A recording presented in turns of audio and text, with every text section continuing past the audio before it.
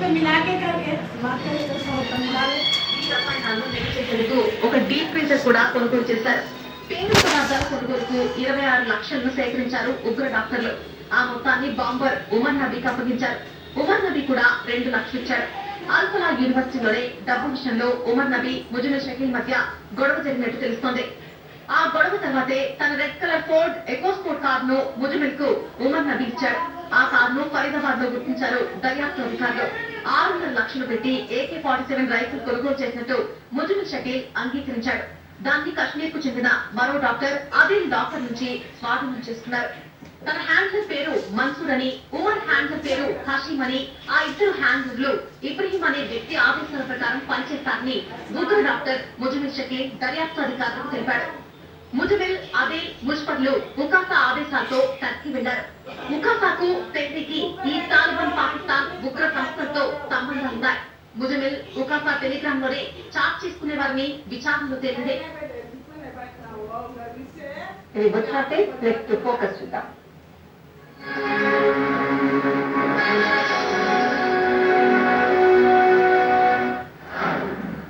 ఈ బులెటిన్ మీకు సమర్పించిన వారు భారత్ కనెక్ట్. మీకు మా గురించి డైరెక్టర్స్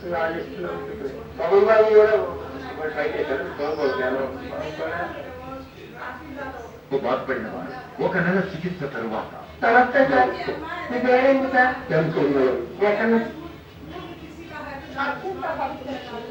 అక్కడి లడ్డు భక్తుల నమ్మకానికి ప్రతీక. అలాంటి ప్రచారంలోనే కల్తీని ఉపయోగించారన్న ఆరోపణలు ఎవరి మనసునైనా తీసుకొస్తాయి. కానీ విచారణ ఏంటంటే వైసీపీ హయాంలో జరిగిన ఈ వ్యవహారంపై ఇప్పుడు ఒక్కొక్కటిగా బయటపడుతున్న వాస్తవాలు మరింత దిగ్భ్రాంతి కలిగిస్తున్నాయి.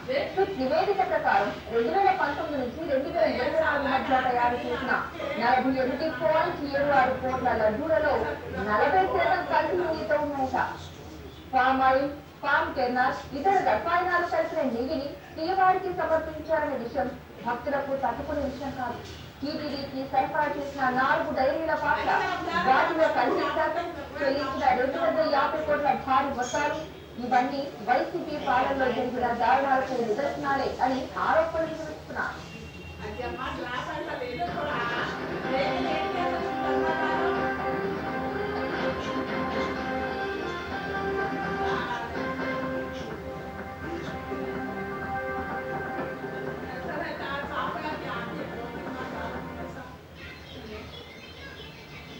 టీటీడీకి సరఫరా అయిన 1.61 కోట్ల కిలోల నెయ్యిలో 68 లక్షల కిలోలు కల్తీగా తేలిందంటే అది కేవలం అవినీతి మాత్రమే కాదు, భక్తుల మనోభావాలపై చేసిన అత్యంత దారుణ దాడి.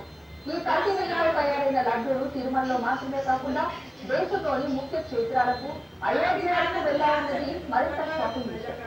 ఈ కేసుపై టీటీడీ చైర్మన్ బిఆర్ నాయుడు చేసిన వ్యాఖ్యలు పరిస్థితి ఎంత ఘోరమైందో సూచిస్తున్నాయి. పాలక మండలి అధికారుల కుమ్మక్కుతో భారీ అవినీతి జరిగిందని ఆయన బహిరంగంగా ఆరోపించడం, ఇంకా ఎన్నో అక్రమాలు త్వరలో బయటకు వస్తాయని హెచ్చరించడం, మొత్తం వ్యవహారంపై మరిన్ని దృష్టిలు తెరపెట్టి తెచ్చారు. శ్రీవారి క్షేత్రాన్ని సర్వనాశనం చేశారన్న ఆరోపణలు ప్రజల్లో కనిపిస్తున్నాయి.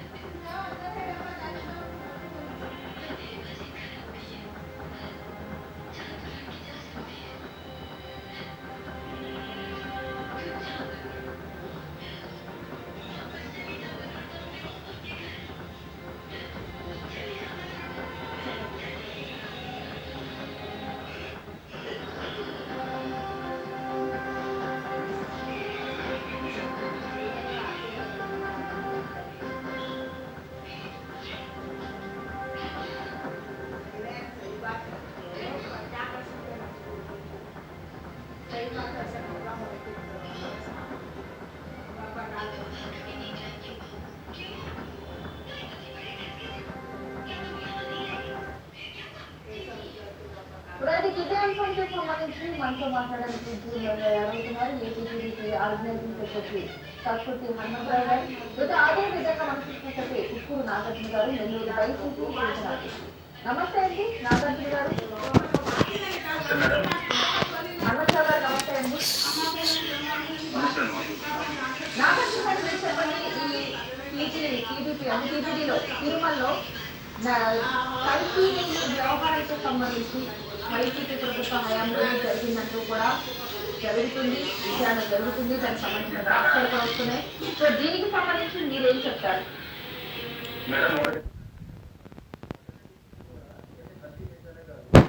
ఏదైనా సరే ప్రభుత్వానికి వ్యతిరేకంగా ఏదైనా ఒక ఇష్యూ బయటకు వస్తుందంటే మాత్రం ఏదో ఇష్యూతో టాపిక్ డైవర్ట్ చేస్తూ డైవర్షన్ పాలిటిక్స్ చేయడం ఎటువంటి సందేహం లేదు. ఒకటి ఇంకోటి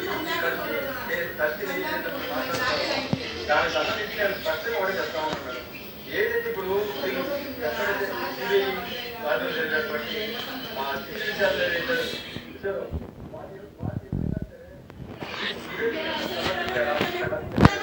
కదా, వీళ్ళకి అనుకూలమైన మీడియాలో వీళ్ళకి అనుకూలమైనటువంటి ఛానల్లో రాసిస్తే వీళ్ళే ఆ ఛానల్ ఏమైనా లేకపోతే అనుకూల పద్ధతులు ఏమైనా కూడా అనుకుంటున్నారా, లేకపోతే ఆ మీడియా వాళ్ళతో పాల్గొనే వాళ్ళు ఏమైనా ఆ చెడ్డగా వాళ్ళు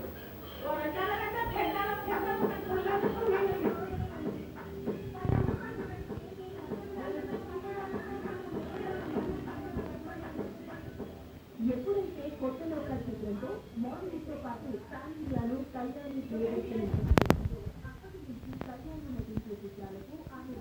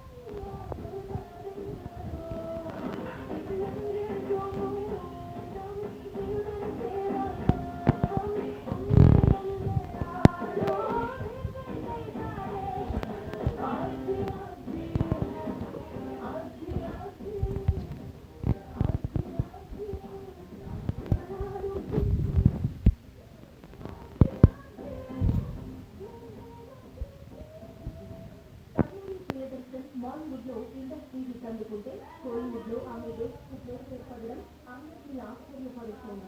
ఆల్రెడీ జూనియర్ అనే చిత్రంలో నటిస్తోంది. ఇది కాకుండా కార్టూన్ హీరోగా నటిస్తున్న న్యూ మూవీ మాస్టర్లో కొత్త నాయికగా కనిపించబోతోంది. ఇప్పుడు లేటెస్ట్ గా కోలీవుడ్ లోని మరో women centric movie shooting start అవుతుంది.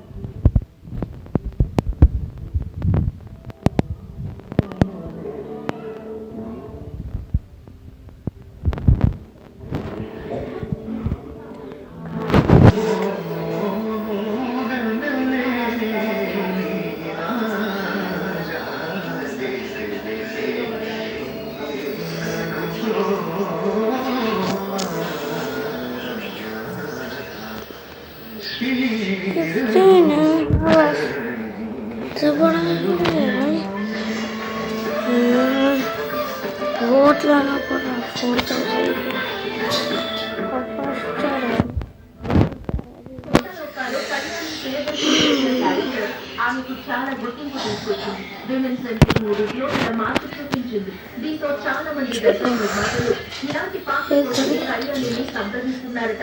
కానీ కళ్యాణి మాత్రం క్యారెక్టర్స్ రిపీట్ కాకుండా హీరోయిన్ గా అన్ని రకాల పాత్రలు చేయాలనుకుంటోందట.